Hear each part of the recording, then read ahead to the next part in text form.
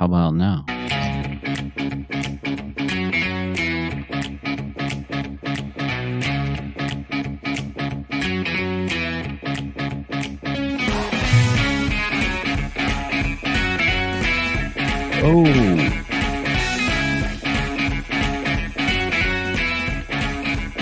Oh, yeah. Absolutely. We are live. This is the Sports Porch Black and Gold edition. We are live right now all over the world on Facebook, on LinkedIn, on YouTube, on X, and on the Gram. As always, we're also going to drop the podcast right after the show on the iHeartRadio app, Apple Podcasts, Spotify, or anywhere you get your friggin' podcast. That's right. Welcome to the show, boys and girls. We are in the studio in Pittsburgh. To my right is the Grand Schwabini. He looks like he's up there on your screen if you're watching live. Right across from me in the studio is Hockey Jesus. I am your technical director, and boy, do we have a hell of a show for you tonight. The Grand Schwabini last week had a visitor. His father, Neil, was in town. Yes. That's always a good time. It sure is. And I'm sure there's plenty of good stories. We haven't heard any yet. Maybe for another time. Yeah. Oh, come on, Mark. He's always share. like that. It's like we're family here. Come on. Can you give us one Neil Just thing? one little nugget. One Neil. You mean you think our fans don't want to hear about Russell Wilson? Of course well, they they do. will, but they're more interested in your family life. But we want Are to you hear about doing Neil. okay? We want to know what Neil had to say about the food at Monterey Bay. I think he found it to be enjoyable. Okay. There you go. Very That's it, enjoyable. yeah. Monterey Bay, still the best view of the city in the city. That's the That only is- thing it it is has to true. offer. It is. Yeah, it absolutely is true. Yeah. Yep. Yeah. Anything else? No. Oh, that means there's some good stories coming after the show. Okay, guys. Of post-show. course, you all know what we do. If you're watching us on Instagram, thanks for being here. If you're watching us on any of the other platforms, thanks for being here. Please subscribe to the podcast. As I said earlier, iHeartRadio, anywhere you get your podcasts. And of course, you can follow us on YouTube at the Sports Porch Podcast. Mm-hmm. We're going to start right away with what's on everybody's mind right now, and that is the Pittsburgh Steelers. Here we go. Russell Wilson beats the Jets. We do this every week, good, bad, and ugly. Mm-hmm. I watched the game on tape delay, so I watched it today. So it's fresh. It is fresh. We're going to do, we're going to do good, we're going to do bad, we're going to do ugly. I'm finding it hard to see a whole lot of anything but good here. That's just where I'm starting from. Oh, don't worry. I got bad for you. I Don't know. The ugly's going to be the best. Now, this is a great one. Brilliant realness on Instagram. I can't put this comment up because of the way this software shit works. But I love the fact that you're back. Brilliant. He says, and he's taking a stab at me. Yeah. Still want to get rid of Pickens, guys.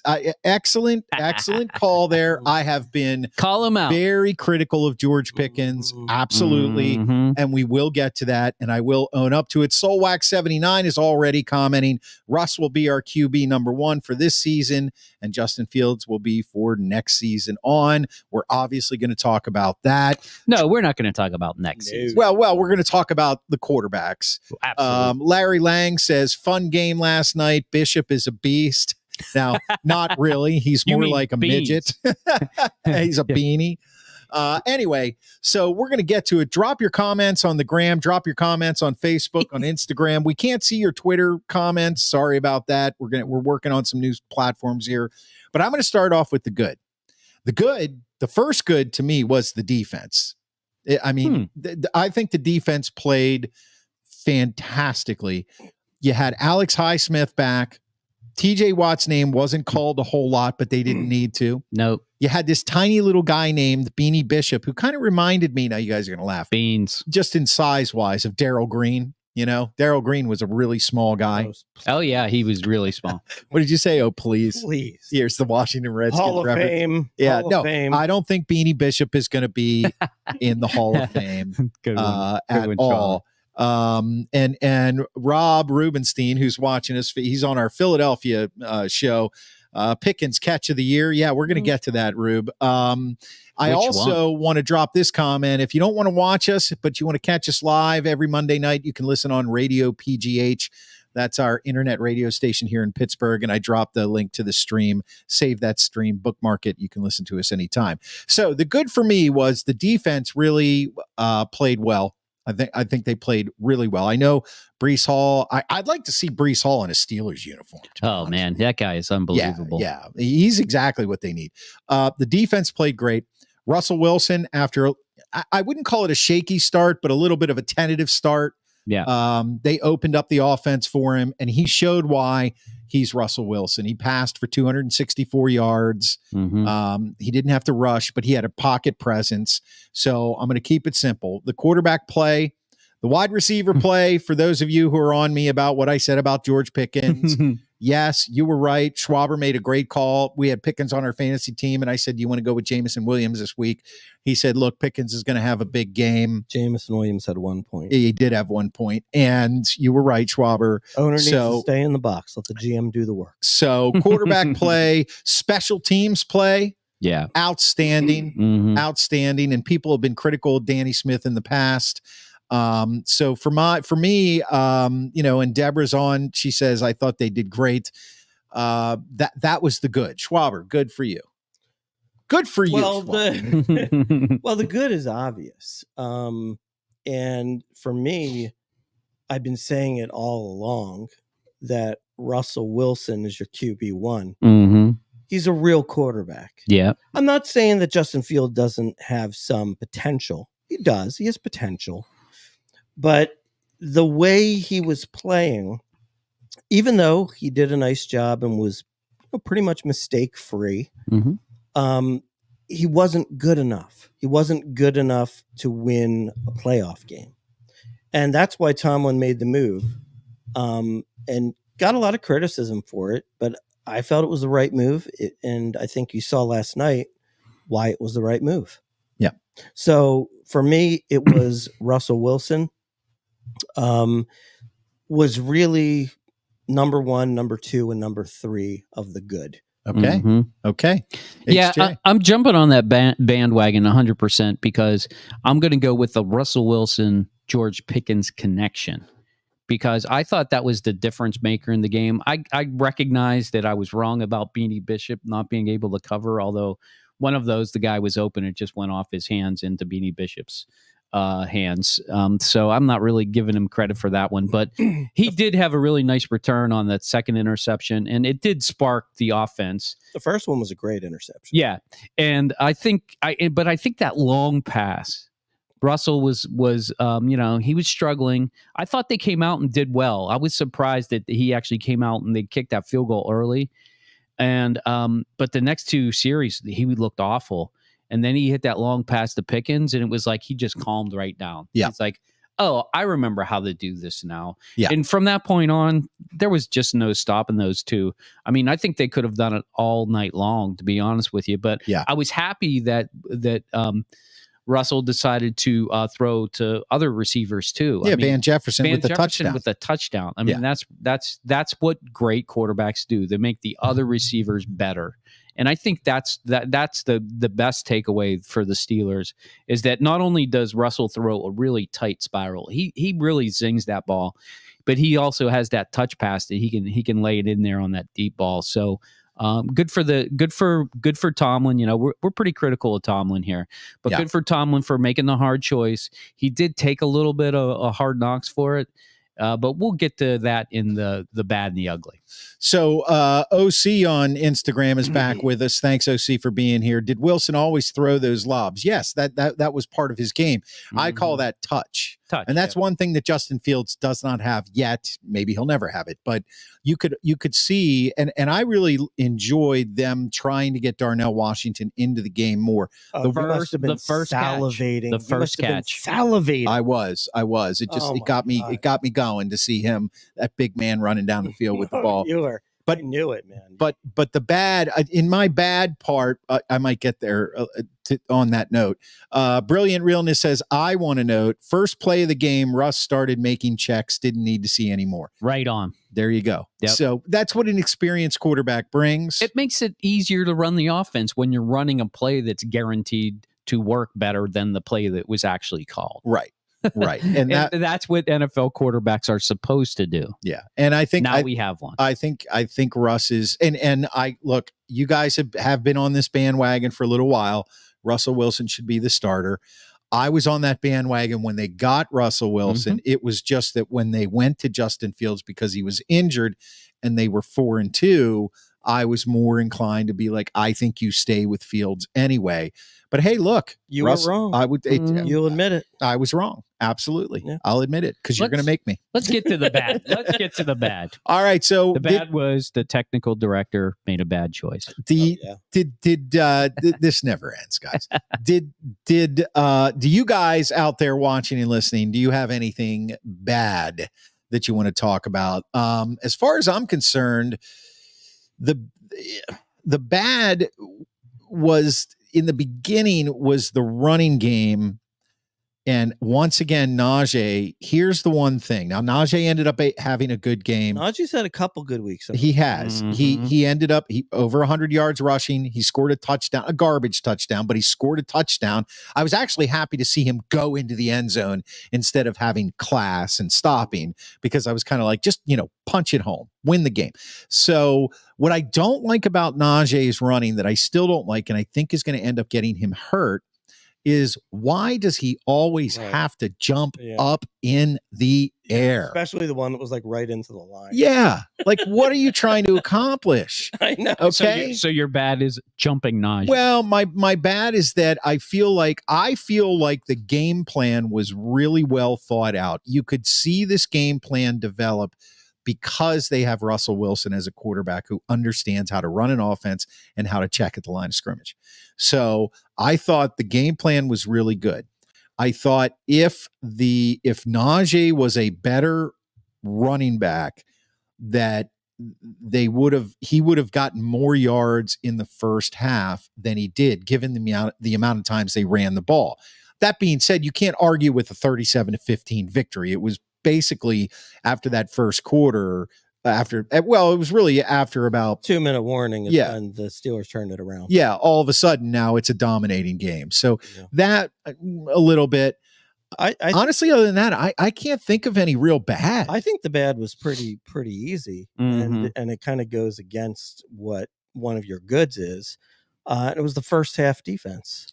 Now, defense was very good in the second half. They only gave up 15 points. It wasn't that bad. That's bad. If you do that for for a full game, that's 30. Well, true. Yeah. That was bad. I mean, they were basically, the Jets were moving the ball at will up and down the field on them. And they had a 15-6 lead.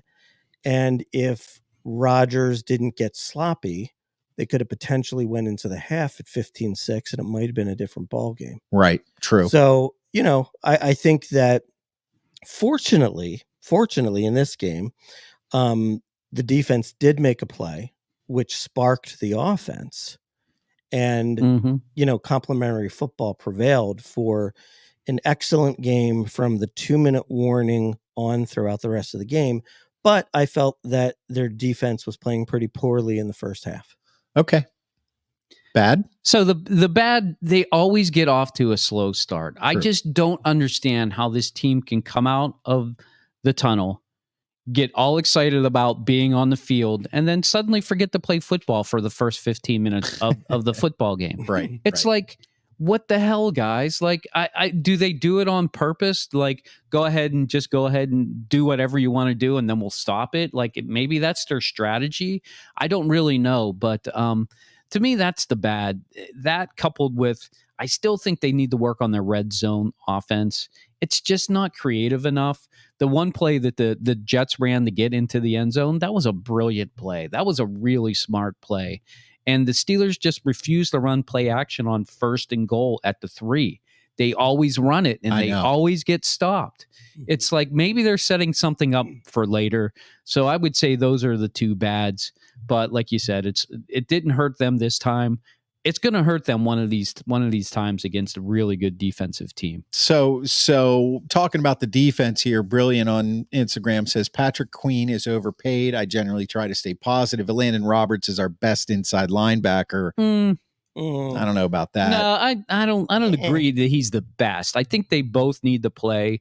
I agree that Patrick Queen has been disappointing, especially, I mean, let's face it, Breece Hall's a tough guy to tackle in the open field like that. You can't be 15 yards away from him, though, because then you got to run real fast to catch him. Yeah. Breece Hall is going to juke you every time and leave you in the dust. He's definitely talented. And so, I mean, it's hard to, he's right that Patrick Queen has been disappointing. Solwax says Najee always trying the impossible. He's a workhorse. Yes, he's a workhorse, and he doesn't quit. I'll give him that. And if our line plays well, another positive was that line. I mean, I almost went there. I almost went to the offensive line backups. Yeah, they played great. How about my call before the season that the surprise draft pick that was going to make an impact was Mason McCormick? Yeah. Mm-hmm. Yeah. Have you heard one bad thing about Mason McCormick? Not yet. I've heard nothing but good things, actually. Yeah. Just to spite you, I might just say some things bad about him. Mm-hmm. And then that's not true. Your voice doesn't matter. That's true. Honestly, it's easy. It's easier to be surprised when you're like the backup, right? You're supposed to come in and get run over by the defensive tackle. And when you don't get run over, then suddenly you're good. Yeah, I mean, I think the bigger take out of this is over the last couple of years with all of the issues with the offensive line on the Steelers, and then you have a new regime come in with Khan and then Weidl helping in the draft, and he helped to put Philadelphia's legendary lines together. Now they've gone through kind of a cycle of draft picks and kind of mixing and matching, and they've had the typical injuries in the NFL. And what you're seeing is it's not just the guys that are the starters. You have to think of who's backing them up and where they fit and how they fit into that line and how they play. So they've done a fantastic job this past year, especially of bringing some guys in who you knew were going to be backups, but look how quickly they had to step up. And so far, they're not playing terribly. They're playing pretty good. Mm-hmm. Brilliant Realness. Love the show, guys. Got to run. Keep it coming. Brilliant. Go to iHeartRadio, Spotify, subscribe to the podcast. You can listen to the rest of it. Okay. So any ugly. Any ugly for me. My take on George Pickens the last 2 weeks. I mean, if I'm going to be honest, I mean, literally, I called him a loser. I called him he showed up. You're ugly. Thank you. That's it. I agree wholeheartedly. You weren't wrong, though. I know. I mean, Pickens is Jekyll and Hyde. True. Now, we're hoping that with a real quarterback, we're going to see consistent good play from him. Right. And I believe that will happen. Yeah. But you're not wrong. I mean, he does create unnecessary scenes and is very selfish at times. Yes. But we didn't see that this week. And I think part of it was because he was thrilled they had a real quarterback throwing to him. Yeah, I think that's true. And I think you're right. And going back to Rube's comment, catch of the year. So far, I mean, that catch, that one-handed catch that just popped right in there, holding on to that ball. That was a fantastic catch. Now we do have a friend who's back. Pat off track. Pat. Russell is probably good at cornhole once again. Pat's off track. I'm not really sure where that comes in. Yeah. He's probably talking about lobbing the ball. That's what I'm guessing. Yeah. Pat off track. Jeff, my buddy from York, he says, Jones had a so-so game. Gave up at least one sack. Should be better at this point. Right guard and center had a good game. Now, Jeff was an offensive lineman and played offensive line in high school football when our football team at York Suburban was like trying to get good, was good. So he's got this idea. He's got that lineman offensive mentality. line. Yeah, he's going to be critiquing them more than anybody Him else. and the counselor would have a good conversation about the offensive line. There you go. I want to hear Schwabini's ugly. Yeah. Well, I could do one of two for the ugly. And do two then. I think, but I don't want to steal one of your ugly. That's okay. I got two. Okay. So one ugly I'm going to say is, I think it's freaking annoying and stupid that what the national TV does is they spend the entire game focused on Justin Fields every single time Russell Wilson does something good or bad. True. They show a picture of Fields. I've heard about why this today. do we have to do that? Like, the poor guy, gave his heart and soul to the team, did a good job, and is being a very good soldier about it. I thought what he said was great, which was, hey, if I played better, there wouldn't be a conversation. And I got something to say about that later, but go ahead. And so, we don't need to look at him, feeling sort of miserable when his backup is, shining. So, well, the original starter, right? We got to put in. That's one. And then number two, I was saying to Steve, prior to the show, Steelers fans are no different than Philadelphia fans. I think there's going to be some people that take issue with that, but it took like zero time at all. Yeah. But when Russell Wilson was playing poorly in the first and the second quarter, you already heard the boo birds. True. You already heard people saying, get him out of there, get Justin Fields back in. Give him a freaking half already. You know what I mean? Like, yeah. It's ridiculous. I agree. He hadn't played since December 23rd of last year.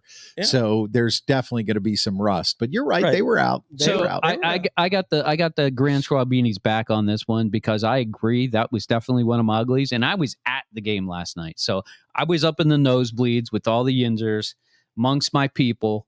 And I'm not kidding you. After they kicked that field goal and then the Jets went down, and then it's like, okay, we just want to see a nice long drive here. I think they stopped the Jets the first time they had the ball, and it was like 3 and out, and then it was like you could hear the grumblings. And I've been in stadiums where I've heard grumblings, and I know what that means. Okay, we're gonna let you have that series, but we don't really like what just happened.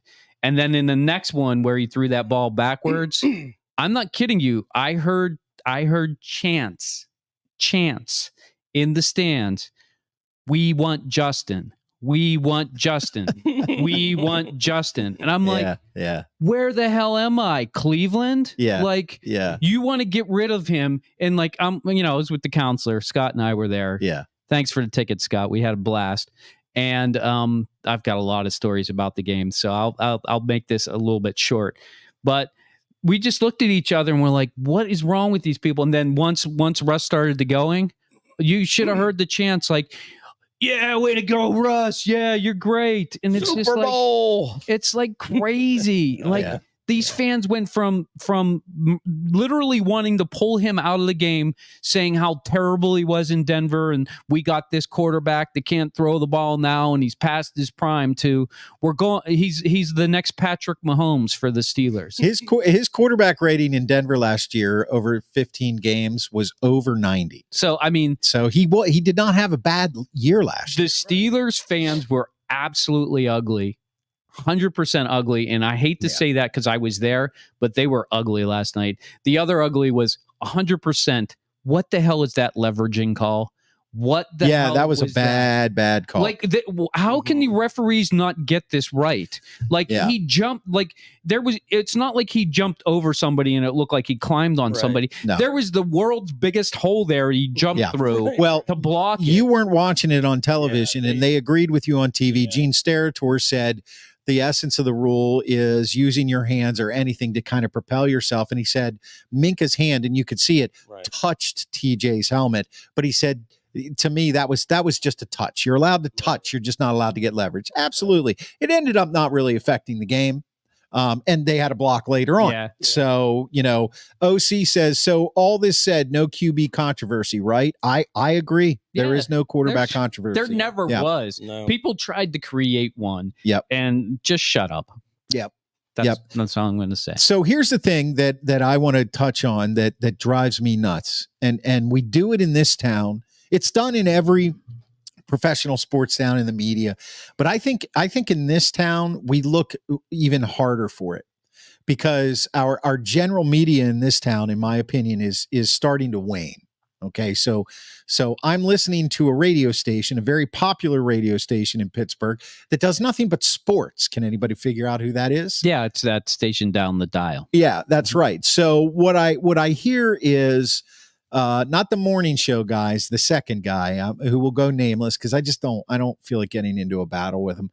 But basically playing back the recording of the interview with Justin Fields earlier in the week where they asked him, How do you feel about the possibility that it sounds like Russell is healthy and ready to go and may be the starting quarterback? And Fields gave his answer that we've all heard. And basically what he said is, hey, look, of course I want to be the starting quarterback, but I feel like if I had played better, there wouldn't be a question about this. I needed to play better. It's good that we're 4-2. He gave a classy answer, and it actually sounded not rehearsed, like somebody had prepped him. It sounded like he was saying, hey, look, man, these guys decided to say that what they heard Justin Fields saying was, hey, I'm the starting quarterback and now I'm losing my job. No, that's basically what they were trying to start their own hot take controversy. Yeah. And I'm just going to say this for us, for you guys. That's why you come here to listen, watch, comment, and participate, because we're fans. We're not trying to start anything. Right. We're just trying to call it like we see it. And if you disagree with us, that's fine. But I would never take a comment that somebody makes like that and just so obviously try to insert some sort of divisiveness into it. Right. I listened to it again. I was like, there is nothing in the way he said that gave the indication that Justin Fields thought he was the number one going into the season and thought that he lost his job and this and that. Nothing. He said all the right things. He said them at the right time, and end of story. But no, we gotta fill 24 hours of sports radio, 7 days a week. So we're going to start this bullshit, which I just thought was horrible. Jeff Paulus wants to know, was the crowd still yelling that in the second half? And he knows they weren't, because you already talked about that. Yeah. He says Jones had a so-so game. Yeah, we talked about that. Yoho's son is back in the house. What's up, Yoho's son? Yo. When the rules official on TV can see the refs are wrong, New York should chime in and cancel that bad call. Well, that would be a rule change. Yeah, they can't do that. They should be able to, but they can't. Yeah, I agree. Let me give you one last tidbit from the game before we get on to our picks, because I know we want to get on to our picks. Okay. Yes, we do. I sat next to two Jets fans. They were on my right, and they are some of the saddest fans in the history of fandom. They are. I know. Like, I even felt bad for them, honestly. Like, the one guy was kind of watching the Mets game, which is even worse. Yeah, right. And right. they were also getting their asses He couldn't beat. be a Yankees fan. He had to be a Mets fan. I think all Jets fans are Mets fans. Yeah, you're probably because that's just the way it is. Yeah. And I was having a conversation. He was like, man, it's so weird to come to Pittsburgh and to see a Steelers team struggle without a quarterback. And I was thinking, God, we haven't had a quarterback in a while. And then I'm thinking, oh my God, the Jets haven't had a quarterback since Joe Namath. Yeah, pretty much. That's a while. Right. I'm thinking to myself, I was like, yeah, we'll get through this. I was like, it's been 5 years, 6 years since we haven't had Ben. We knew Kenny wasn't the guy, but we went through the motions of having a number one draft pick. I was like, you guys know all about going through number one draft picks. Oh my God, don't they ever? I didn't even mean to insult him, but it was just so easy. But they had the impressions like we're still like a great team. Like, they came and I feel like the Steelers are not great right now, right? But they came to Pittsburgh and they really had this idea that but you guys always make the playoffs. And I was like, yeah, but we haven't won the playoffs. But the perception is still that the Steelers are still a great team. I found that really amazing, talking to a fan and especially somebody from the Jets who haven't been in the playoffs. Yeah. Have had terrible quarterbacks, and their ownership is just basically spending money on shiny new toys. Yeah. They have it rough. So if you're a Jets fan out there, and this is how I'm going to end it. If you're a Jets fan out there, I totally respect what you have to go through. I don't know, because I've never been through it in my life. Right. But if you can come to a Steelers game, spend money on a ticket, and enjoy football, then good for you. Yeah, God bless you. I mean, you followed them to Pittsburgh and they got their asses beat. Yeah.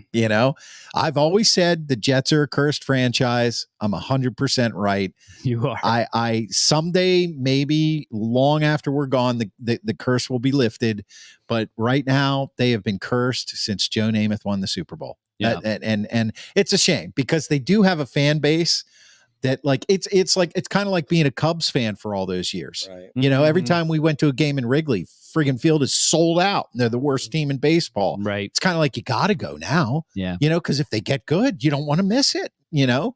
So one last thing on the Steelers, Beanie Bishop, great game. Just shocked me. What really shocked me is how tiny he is. He looks tiny out there. Yeah. And Grand Schwabini just had a prediction. Okay, It just came. All right, him. we're gonna get. It just comes in. The Grand Schwabini predicts. All right, here we go.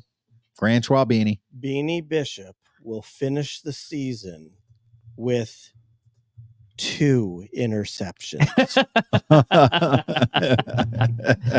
I don't know if you get 2 in one game. Sometimes that the ball is like a magnet to you. It just sticks right there. Well, it just came to me. Like he's always said that. They just come right in there. Yep. Yep. Beanie Bishop will predicts Beanie Bishop will finish with the interceptions he had in this game. Too bad he didn't make it into the end zone. Oh, that would have been great. Fun. Yeah, that tiny little guy. Actually, was a great play by Davante Adams to catch him.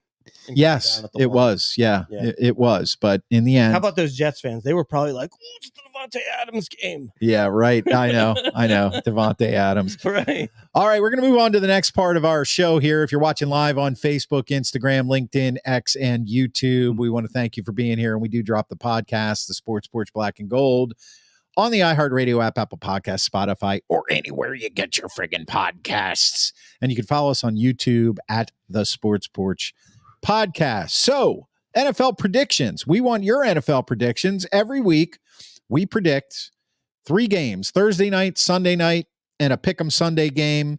Last week, well, it was a typical week. Schwaber went 2-1. He had Denver, Pittsburgh, and Minnesota. Steve went 1-2. He had New Orleans, the Jets, and Detroit. And the technical director, I'm consistent, man. 1-2. I had New Orleans, the Jets, and Detroit. So as you can see at the bottom of the screen, if you're watching for the season, the Grand Schwabini mark is 13-5, running away with it. Steve is hanging in there at 10-8, and I am 6-12. I'm a bottom feeder. What can I tell you? So this week, we want to know what your prediction is and who you think is going to win as well. So drop a comment if you're on Instagram or anywhere else in the world. Thursday night, we have the Vikings at the Rams. What a great game yesterday between the Vikings and the Lions, with the Lions pulling it out at the last second. And that kicker who was like, 6 weeks ago I was bricklaying and now I'm winning football games. That was excellent. He's the Kurt Warner at kickers. Yeah. So Thursday night, Vikings at Rams. Your winner will go with Grand Schwabini. I'm going to go with the Vikings. It's hard to win on the road on a Thursday night, but I just sort of feel like the Vikings, I do think, are a real deal team this year. I think they're going to be a team that's in the playoffs, and I think that coming off a tough loss, they're going to want to get it out of their system quickly. Yeah. Yeah, I agree. I think they are going to want to get it out of their system quickly, but I don't think they will. I think the Rams are going to make a run here. I'm going to take the Rams at home. All right. Showcasing their talent. Okay. I'm not sure I'm convinced that the Vikings are for real because I don't ever recall Sam Darnold having a completely wonderful full season of football. And I think at some point he starts to kind of drop off. Their defenses seems to be for real, although, Detroit put up 30 on them this last game, but I'm going to go with the Rams with Steve on this one. They're going on the road after a loss. Some wind is out of the sails. Detroit's obviously the better team in this division. Just a classic Grand Schwabini separation. There you go. Separation game. Go. Nice. I gotta catch up somehow. All right. Sunday night, Cowboys at 49. 49ers are right now without Ayuk for the season. And Debo has pneumonia and is hospitalized. So nobody even know. I mean, this could last a week or more. McCaffrey might not be back. Right. Yeah, they said he's not coming back till week 10. Cowboys at 49ers, your winner. You could see how the Purd Turd did without any weapons. Yeah. 3 ints. 3 ints, no. I'm sure Peyton Manning had a 3 interception game. I think he had like 6 of them his first year. Anyway, go ahead. Still saying Brock Purdy Hall of Fame. Hall of Fame. Hall of Fame. Sunday night, Cowboys at 49ers. Super Bowl MVP. Oh boy. I mean, geez. These are 2 super disappointing teams. Yeah.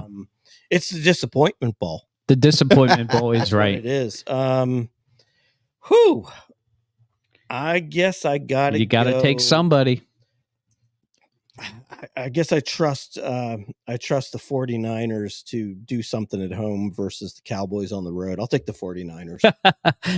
I actually want to predict a tie, but I'm not going to do that because then I lose. Yeah. Lose. It's a lose when they win. It's a lose. Although when we you could lose. make a rule. I'm not predicting If you a predict tie. a tie and it's a tie, you get 3 points. Yeah. I'm not, I don't want to make my job any harder. Yeah, so just what we need, more complicated math. right. Exactly. I'm going to go with the Cowboys. I got nothing other than the 49ers are decimated right now, and they're going to have to make a run, but I don't think they're going to make a run until CMC comes back. This is the week where we either creep closer or end up further behind because I'm going with the Cowboys as well. I think the Niners are decimated with injuries. I don't think their defense is as good as they thought it would be. I think Purdy is not having a great year. Ayuk is down.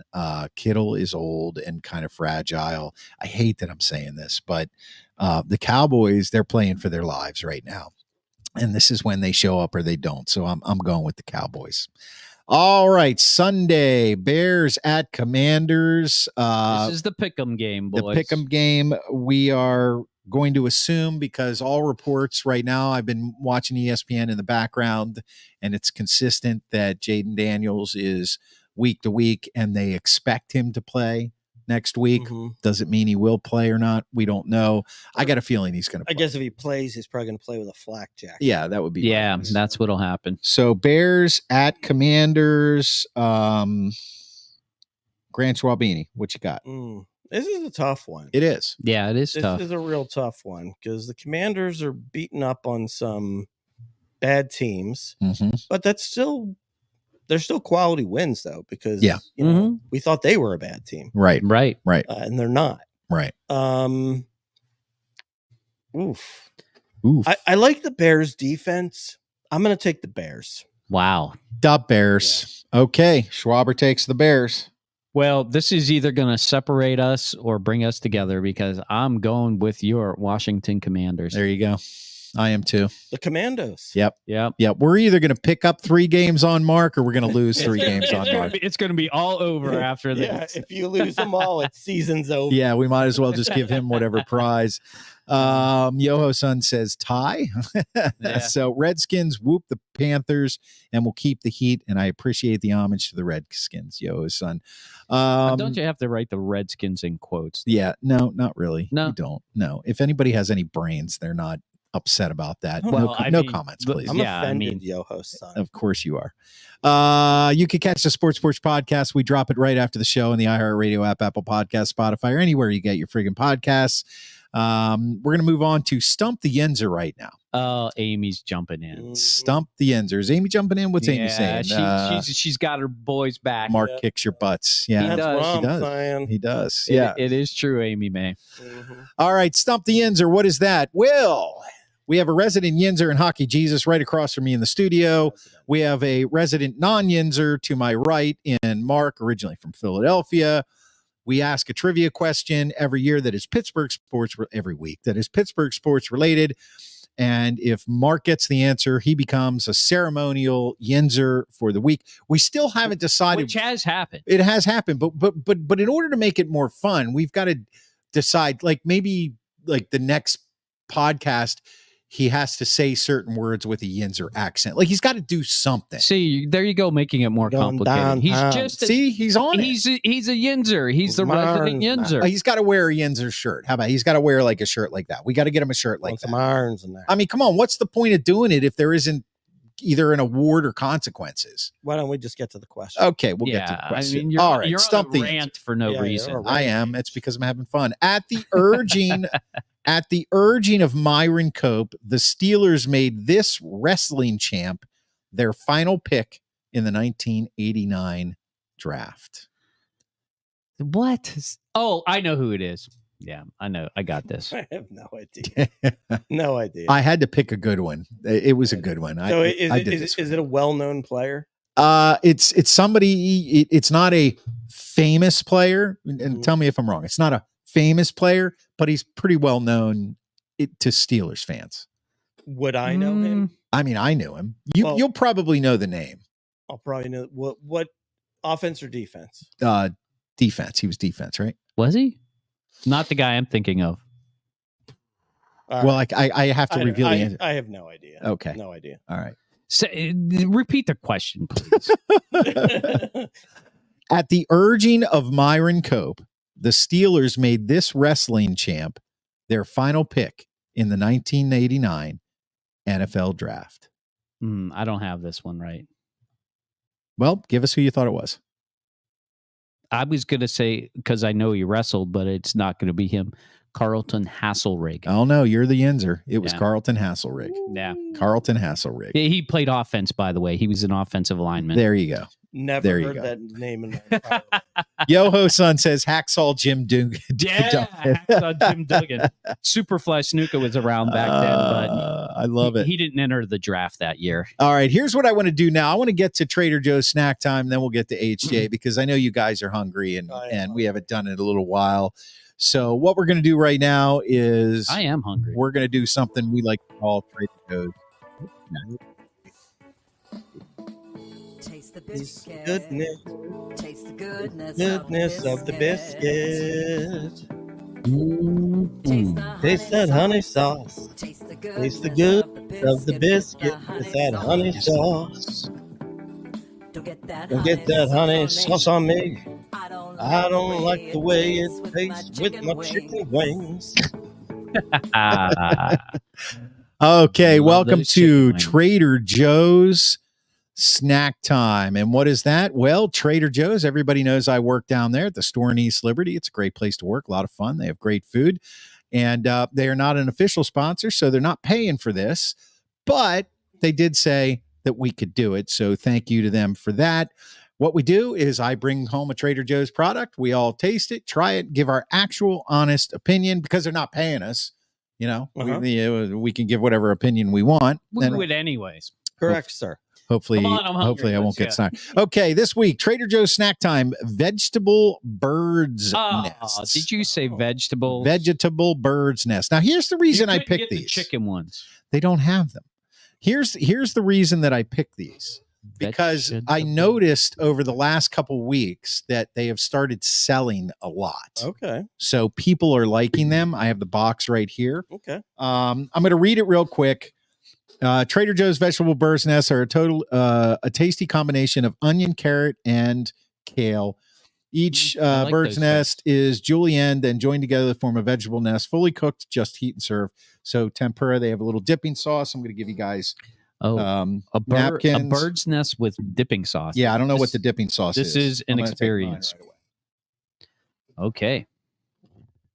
What kind of dipping sauce is that? It looks like soy. It's kind of like a soy sauce, hoisin sauce. It's not bad. I like hoisin. It looks pretty good, actually. Yeah, now they're not hot anymore because Julia brought them down a few minutes ago. That's why I wanted to get to them. Mm-hmm. We could have started with it. Then we would have been eating them hot. Yeah, that's true. Hey, pass it over. Come on, let's go. Mm-hmm. I'll pass it back. Did I give you a napkin? Yeah, I got one. Yeah, I got one. So let's see. The Yinzer nap. For those of you who are actually watching, I think it's delicious. Yeah, that's what it looks like. I know you. If you're actually listening to this, you can't see it, but it looks like a fritter, basically. Well, it looks like a little vegetable bird's nest. Yeah, it's like a fritter. Yeah, here's the box right there. Mm-hmm. It tastes like a potato pancake. We have those too, but yeah, they're pretty good. Pancake, I'd go with that. The sauce is good. Hey, I like these. Yeah, the sauce comes in there. Yeah, it comes. Give me the nutritional stuff. How much fat am I? You should get this. 2.5 servings per container, 570 milligrams of salt. It's frozen food. Yeah, I mean, it's going to be salt. 27 grams of carbs. That's just 3 pieces. 3 grams of protein. Get to the fat. Saturated fat, 1.5 grams. No trans fat. So very little fat. Yeah. All right. So these are a winner. Delicious. Yeah, I give them 2 thumbs up. Yeah, that sauce came with it too, right? I really like that. Yeah, the sauce has got a little bit of sweetness to it, but not too much. It's like a fritter / potato pancake. So Trader Joe's vegetable bird's nest, they're a hit. That's some good. Robert loves them. That is definitely some goodness in the biscuit for there. Phenomenal. Well, we'll leave it there. Trader Joe's snack time. Phenomenal. Thumbs up for everybody. I guess I can take off my napkin. Yep. You're welcome to finish them. Taste the biscuit. I have another. Taste the goodness of the biscuit. Let's have one more. Taste that honey sauce. Oh, let's get them that honey sauce. Don't put that honey sauce on me. I don't like the way it tastes with my chicken wings. You want one more, Steve? Yeah, pass them on over. Why not? I mean, we're going to just be talking about movies. So, well, we got a little HJ to go. Oh yeah. Well, yeah. I'll wait to have my last bird after the HJ segment. Yeah. Sure. So once again, if you're watching us live all over the world on Facebook, YouTube, LinkedIn, and X, thank you so much for being here. Always drop a comment, and you subscribe to the podcast on the iHeartRadio app, Apple Podcast, Spotify, or anywhere you get your freaking podcasts. Yoho Son says, put them on a stick and sell them at Blue Slide Park. Oh, yeah. Blue Slide Park. They'd go like hotcakes there.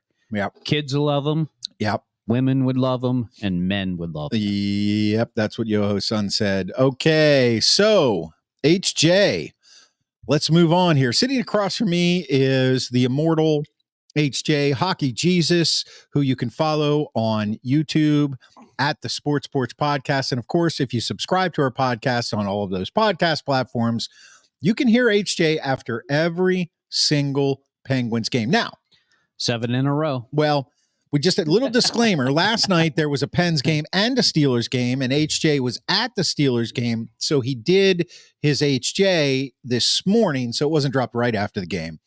But he gets a pass for that because he never misses a game anyway.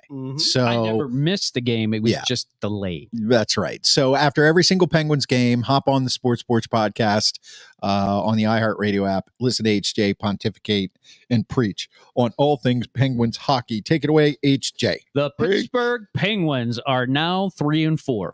And that's exactly where I thought they would be. Actually, I had them at 4-3 because I actually did think that they would beat Winnipeg last night or yesterday afternoon, I guess you could say. But the Penguins are in this mushy middle. It's really kind of sad. I did look up some of their statistics just so I could talk about the team, not individuals, because right now I think the individuals who are playing really well are Lars Eller and Gino, of course, with 11 points in 5 games. That's pretty incredible. And he hasn't really scored much since then. It's been fun to watch them reach their milestones. Crosby getting the 1,600 points, Gino getting the 500 goals in one game. That's just historic. You'll never see that again in the history of the Pittsburgh Penguins. I just can't say it any louder than that. But as far as the team goes, they're scoring a lot of goals. They got 3.43 goals against. That's 14th in the league. That's right in the middle. That's about where they belong. Their power play is 23.8%. That's 10th in the league. Their shot percentage is about the same. It's 11%. The average is about 9.5%. So they're right around the average. Here's the problem. Their goals against, they're giving up 4.43 goals a game. That's 30th out of 32 teams. That's unacceptable. They actually have the most goals against, and part of that is because they've played 7 games. They're only one of 4 teams who have played 7 games so far, but they have given up 31 goals on the year. That's the highest. Their save percentage is 26th in the league at .879, and they just can't beat a playoff team. All the teams that they have beat are non-playoff teams. And unfortunately, they're playing tomorrow in Calgary, and Calgary is 4-0-1. And according to the Hockey Jesus, that would be 4-1 with 9 points. So we don't like the loser point. So I was, pardon me, doing some housekeeping here. Yep. 3 goals on 5 shots a couple games ago. Yep. For Jari. Yep. Yoel, as the counselor likes to point out. Yoel. And of course, on the sports stations, they still call him Joel. Yoel Bloomquist. Where do we go from here? Because to me, not being a fully engaged church-going Hockey Jesus disciple, but you're getting there. I'm getting there. Yeah. You go there during. I listen to every Hockey Jesus. You know, you go to communion. I'm trying to learn. He comes to church, but he doesn't take the communion. That's right. That's the problem. Yeah. See, come on, get your facts straight. Anyway, so shiksa. Anyway, so crackers. So come on, Mike. Anyway, the point I'm making. That's getting cold over here. It's already cold. The point I'm making is, I think you understand. I do. What do we do with Jari? And is there any way that Bloomquist? No. Okay, take it from there. You answer my question. Well, what they're doing on this West Coast trip is they're bringing 3 goalies with them, which is unprecedented. Okay, like the Penguins are one of 3 teams who have already started three goalies in the season, and that's not good. That's why their goals against and their save percentage is so low. Right. You need to get a goalie in there that's going to ebb and flow with the good and the bad. Their defense is not helping, to be honest.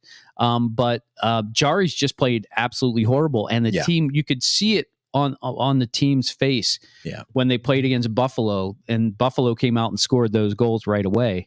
They just don't want to play for him, and that's the biggest problem. Yeah. When you have a goalie that you're just not comfortable with, like that game that they gave up 4 goals against in Carolina. Bloomquist could have easily scored 8 or 10 goals on him. Okay. But he played that well. Right. So that's part of the problem. And that is systematic problem, because the other thing I did look up on next gen statistics, this is it's not next gen, they call it the NHL Edge. Right. The Pittsburgh Penguins skate 26% more as a team than any other team in the league. 26% more. Yeah. So in an average game, the whole team will skate like 250 miles of back and forth. Wow. 253.9 miles exactly. That's the average. The Pittsburgh Penguins skate 320.59 miles. Why? That's just a game they play. Are they play. taking a lot of back roads? I think they meander around. No, what happened? That's what they do. They want to, like, a lot of teams just let their defensemen just stay at the blue line. Don't ever pinch in. They let all their players just skate wherever they want to skate. Okay. And that's why they end up doing they skate more. So in my opinion, they need to kind of just pick and choose who's going to do the skating and who's going to be stay-at-home defensemen, who's going to be at the blue line. Yeah.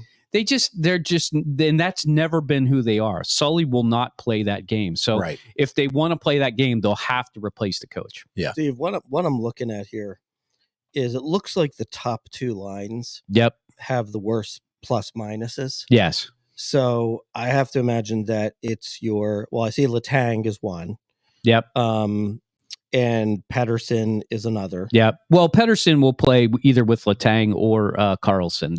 He moves up and down. They're the 2D that have the worst plus minuses. Yeah. Do they play together or no? Sometimes they do, but sometimes they don't.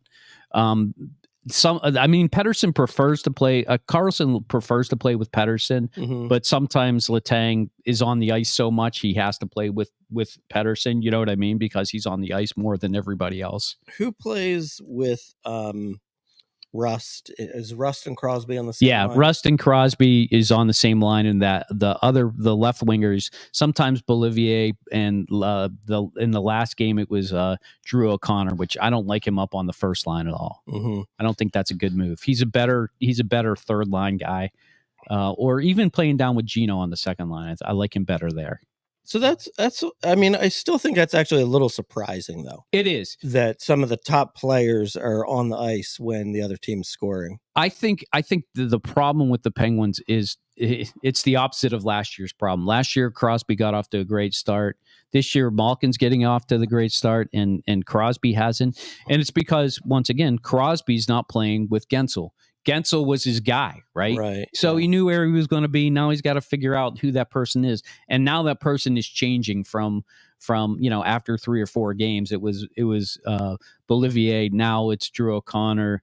I personally think, and I've said this on my Hockey Jesus, I believe that Raquel needs to be that guy. He needs to go up there and needs to play with Rust in Sydney for about 8 games in a row. I don't give a shit if they play terrible, because they can't play worse than they are playing right now. I think once he finds Raquel's got the best shot of anybody on the team, and he'll score 25 goals up there. And he's also got the second best plus minus on the team. He's +1. Yeah, I think he's more responsible and I think that would be good for the first line. To give you an idea, this is crazy. Malkin has the 11 points, which on the surface looks fantastic. Right. At 11 points, he's -5. -5, yeah. Which is, that's kind of insane. Yeah. Well, and when you're scoring on the power play, that doesn't count for your plus minus either. So. Okay, so the next game doesn't? I didn't know that. Okay. The next game, HJ, an HJ episode. All the NHL teams are playing tomorrow. Did you know that? I did not know that. Yeah. Now, this is a West Coast game. This is a West Coast game. And actually, I thought it was an 8:45 start. It's a 9:30 start. God damn. I'll tell you what. I mean, there's nothing worse than these West Coast games. Yeah. But I mean, in actually, Philly had it the worst because they started on the West Coast. That's just crazy. Yeah. And I think that's contributing to their demise, which I'm happy about. Okay, so the next HJ is maybe late tomorrow night or early it'll be Wednesday morning. That game won't be over till after midnight. Okay, and you can always follow the Hockey Jesus on the Sports Porch Podcast after every single Penguins game. Subscribe to the Sports Porch Podcast on the iHeartRadio app, Apple Podcasts, Spotify, or anywhere you get your podcasts, or you can follow us on YouTube at the Sports Porch Podcast.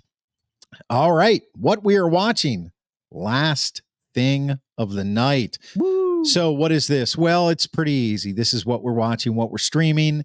We know there's a lot of streaming options out there, guys. There's, you've got them all. You've got Hulu, you've got Prime, you've got Apple TV Plus, you've got Paramount Plus, you've got MGM Plus, you've got Disney Plus, Netflix. You've got Netflix. You've got it all. You've got YouTube. You've got it all. What are you going to watch? What are you going to do? How are you not going to waste your time while you're wasting time streaming stuff? How is that going to happen? Yeah. We're here to do that for you. And what we do is every week we pick a show that we have at least completed the season. Doesn't have to be the whole series. We've completed the season and we tell you how we feel. Or if it's a movie, even if the movie was horrible, we had to have, if we walked out on the movie, can't give a review. Can't give a review. So this week, we're going to start with the Grand Schwabini. Grand Schwabini has just finished. This is the first season of this, right? We talked about this earlier. There it is. Renewed for a second season. Have you seen it yet, Steve? No. Nope. It is in my queue. Nobody wants this on Netflix. Right? On Netflix with Adam Brody and Kirsten Bell. I love Kirsten Bell. Yeah, who doesn't love Kirsten Bell? She's Bell? just such an adorable person. She just absolutely is. Girl next door. Yep. Is she a murderer in this one? No, she's not. I thought we were setting something up there. So it's really simple. There's a lot set up for that. It's a romantic comedy. Adam Brody plays a assistant rabbi. Oh, so he's kind of religious. It's your people. Yep, kind of religious assistant rabbi, and he has just broken off an engagement. And Kristen Bell is kind of like a late 20s, early 30s something, single woman, a lot of bad dating experiences with men, can't find the right guy. And she does a podcast with her sister about relationships. And the two of them fall for each other. And it is very, very funny. I think you'll enjoy it. You guys definitely enjoy it. So this is something I can watch with my wife. Oh, definitely your wife will like it. It's like 8 episodes. You'll enjoy them all. Oh, well, it's going on the list. There you go. The Grand Schwabini. Nobody wants this. And there's a second season. Second season already booked. Wow. All right. HJ decided to go old school on us. And I watched The Terminal. Have you seen this movie? I have not. So I haven't either. And it's one of those movies where it's like, it's on Netflix. And it was like, this is leaving. You're never ever going to be able to see it Right. again. So for our listeners, it's stars Tom Hanks Tom and Catherine Hanks. Zeta-Jones, and That's it's right. from the early 2000s, right? 2004. There you go. Early. Okay. Go for it. 2004. So, it's like 20 years ago. 20 years Yeah. ago. My God. That's crazy. That is That's that is nuts. crazy. So Yeah. and it's a Spielberg directed movie, right? I didn't so I'm know like, that. Spielberg directed it. It's got Tom Hanks. I'm like, this has got to be good, right? This was right around the time he did that. What was that movie that he got? Wilson. Forrest Gump. Yeah, Forrest Gump. Wilson. No, the Wilson movie. Yeah. All right. Survivor. Stowaway. Stowaway. Castaway. Yeah, Castaway. Castaway, Yeah. right? Castaway. Wilson. It's kind of like Castaway, but he's stuck in a world that he doesn't belong in. So it's like Castaway meets Elf. He's stranded in an airport terminal. Yeah, but he doesn't. Which to me would be worse than being stranded on a beautiful Pacific island. Right. It's terrible, right? And on top of that, like he's from a foreign country. He doesn't even speak the language. Right. So he's like got this weird accent. Is he Ukrainian? And no, it was Russian? it was a made up. They didn't never really. No, Right. no, because okay. it was a land that they made up that basically was no longer a country because they got taken over by somebody else. Oh, So thus he was lost for real. Yeah, Right. so really, he was a land. I forgot Like about that part. the State Department said, sorry, your visa's no good because this country doesn't exist. You're stuck. And Stanley Tucci plays the guy, I like the Tooch. right? Yeah, the Tooch. And I have to admit, this was a horrible movie. Was it? After all of that, I thought he was going in the other I know. direction. I know. Yeah. I wanted to so badly. I was Yeah. like, this is going to get better, right? Mhm. It never got better. Yeah. But Catherine Zeta-Jones, Yeah.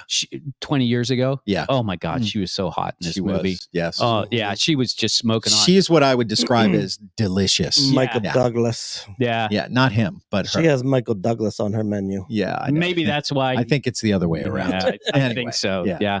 But yeah, so she was, but she's just plays the stewardess, so she's kind of in and out of the movie. Flight she's not there attendant, all the please. time. Flight attendant. Yeah, of course she plays a flight attendant. And you want it to end like well, and he does get to do what he wants to do in New York City, and it just was stupid. I can't tell you to watch this movie. If you haven't watched it, you haven't missed a thing in 20 years. I think the great thing about what we do is that like we actually, because of all these streaming services having access and paying for different things, you can go back and watch these. There's a lot Right. of people that are watching older movies now because they're basically at your fingertips. Right. Yeah, So I think that's good. So yeah, you didn't like it. terrible. It Got was it. awful. All And right, I guys. and I love Tom Hanks, by the way. Oh yeah, I Huge like him Tom too. But Hanks fan. he has done some bad movies. I mean, there's This no was question. absolutely one of them. You can't win them all, but he still gets paid $10 million or whatever. Yeah, he's getting In 2004 a little more than money. 10 million. Yeah, probably. I'm just 10 saying. million in He's got another 2004. one coming out. I saw a coming attraction. It's like him like through the years. It's like so Tom Hanks. Yeah, I know. You know what I mean? Yeah. You That's know? right. I'm wondering when Tom Hanks is going to make a movie playing Tom Hanks.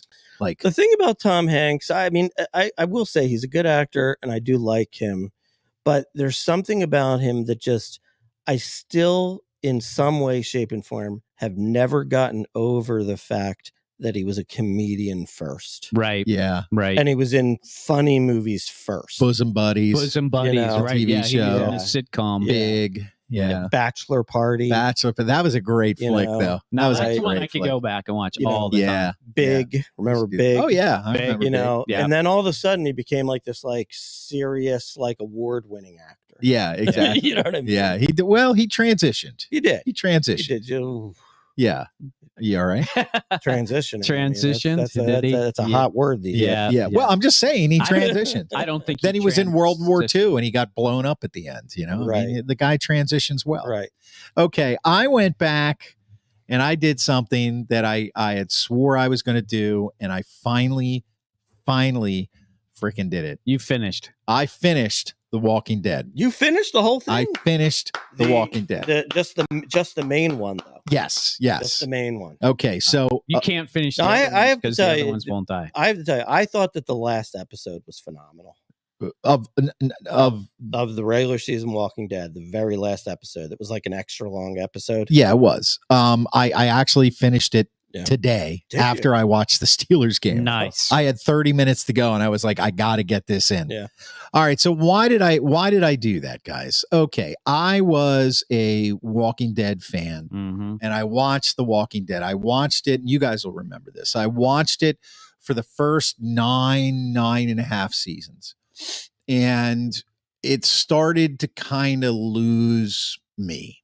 And it was because of a lot of things that I won't go into that are boring. It just kind of started to lose me. And I had also started watching Fear the Walking Dead. And then what happened is other shows, other things in life. And I just kind of dropped it. One of the reasons it started losing me, the only reason I'll give of the many, is that Negan, who I consider to be the first year he was on and the second year, the greatest television villain of all time. All time. I Yeah. agree. When all of a sudden he decided to have a change of heart because they kept him in prison in the basement of that house for 2 years. And then he was like this happy-go-lucky, lovey guy, kind of puppy dog eyes. I'm so sorry.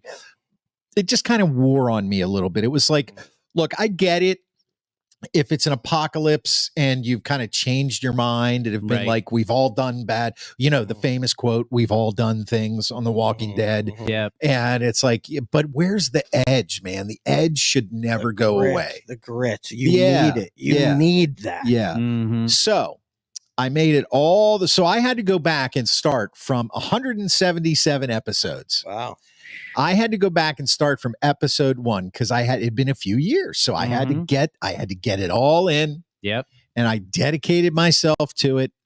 And I got all the way up to the point where they showed where Negan, how he became who he was with his wife. I loved that. Yep. Then we got to the last season and a half with the Commonwealth.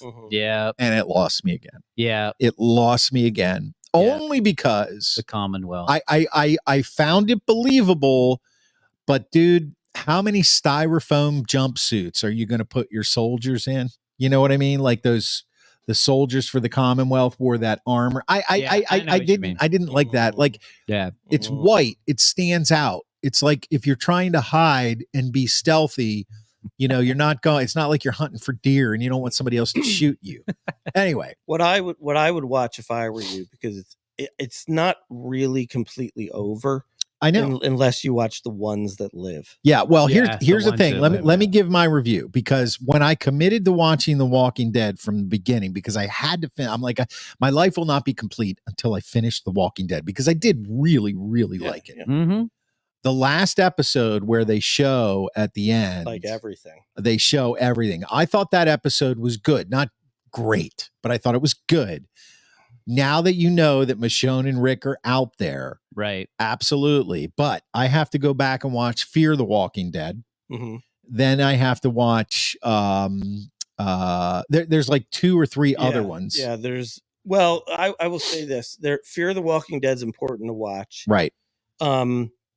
Then there was one that was like about a bunch of kids. Yes. Endless or something. What it's called. Yeah. Yeah. I was looking it up earlier. But I will tell you this. I did try to watch the Daryl Dixon. And I watched one episode and thought it was terrible.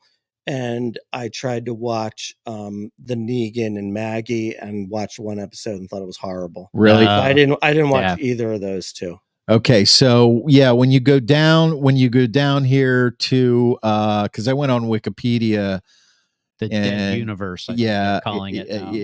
Right. Fear the Walking Dead, The Walking Dead, World Beyond. World Beyond, that's one. World that Beyond was pretty good. Yeah, Tales of the Walking Dead. No. The Walking Dead, Dead City. That's the Maggie and Negan one. Didn't watch that one. Daryl Dixon and The Walking Dead, The Ones Who Live. So here's the thing. Here's my pledge to you. I'm going to watch them all, no matter what. Are you? Because I feel like it's a universe that we have to explore. That I have to explore. Yep. So I'm going to watch them all, and when I get done, I think Fear the Walking Dead had 7 seasons. So that's next. I actually don't think you're going to make it to the end, because I don't think they're ever going to stop making them. Well, I mean, probably not. Well, I mean, you could go in so many different directions, but you could go with the Ezekiel.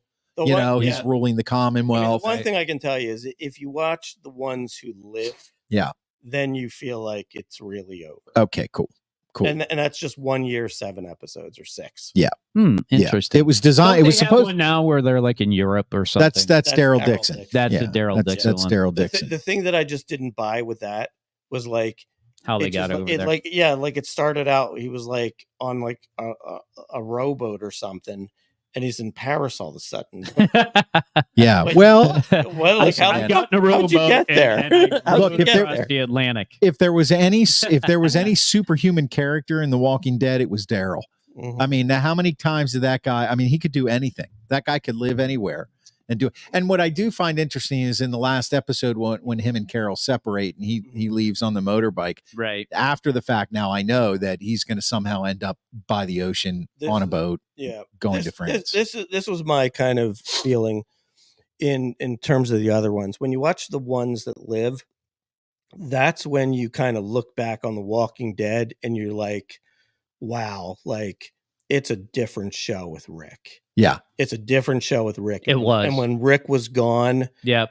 you know, everybody was so concerned about the weirdness of the change in Negan Yep. that everybody forgot about, like, it's really not the same without Rick. About to be 14-0 Tampa Bay over Baltimore, guys, by the way. I need some more field goal Tampa Bay. Yeah, we Let's need go. Baltimore to not throw it to Zay Flowers. Anyway, I think that ends our show. Woo! Yes, it does. Walking Dead universe. Walking Dead There it is. universe. The I Walking have a Dead. feeling we'll be hearing more about that in the future episodes. Yeah, later on. I got to try to fit a couple other shows in there in between, which I'm working on. I've already got one for next week. You All guys are going to be very Can't excited wait. about. All right, guys, listen, if you've been watching live all over the world, I want to thank you for watching the Sports Porch Black and Gold edition. Have a good night. You too, Jeff. Thanks for being here. I want to thank you for watching the Sports Porch Black and Gold edition all over the world on Facebook, LinkedIn, YouTube, X, and the Gram. And I am going to drop a podcast right after this show on the iHeartRadio app, Apple Podcasts, Spotify, or anywhere you get your friggin' podcasts. Anywhere. And you can always subscribe to us on YouTube if you watch us there at the Sports Porch Podcast. For Hockey Jesus, for the Grand Schwabini, I'm your technical director, and I am out. Jablonsk. Jablonsk.